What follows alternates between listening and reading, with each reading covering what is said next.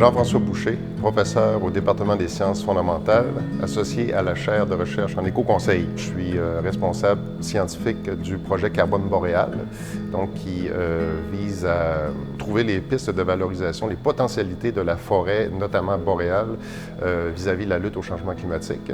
L'aménagement forestier fait partie des types d'activités qu'on étudie pour savoir qu'est-ce qu'il en retourne par rapport au changement climatique.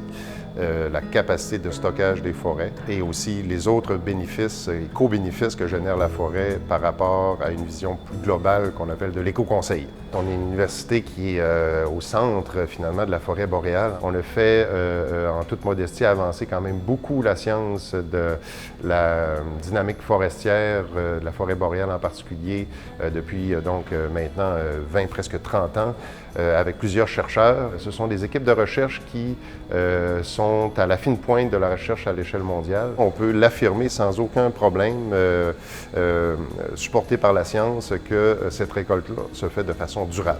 Lorsqu'on fait l'exploitation d'une manière durable, notamment lorsqu'on fait des produits à longue durée de vie, comme donc du bois pour le bâtiment, à ce moment-là, on se trouve à extraire ces produits-là des perturbations naturelles et donc de prolonger la durée de vie finalement de ces stocks de carbone-là. Dans un cadre d'aménagement forestier durable, l'utilisation du bois est une voie de séquestration du carbone à très long terme.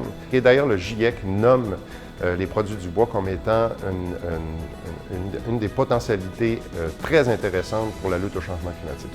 Donc, par rapport au changement climatique, c'est clairement le meilleur des choix par rapport à d'autres produits compétitifs, donc l'acier et le béton en particulier. Le prélèvement qui se fait d'une manière d'optimiser finalement le maximum de croissance et cette façon de faire-là est une façon qui se rapproche quand même assez bien du régime de perturbation naturelle. Avec l'aménagement écosystémique, on s'assure de se rapprocher le plus possible de ce régime de perturbation-là. Donc, à l'échelle mondiale, notre régime d'exploitation dans le cadre d'aménagement forestier durable au Québec est exemplaire.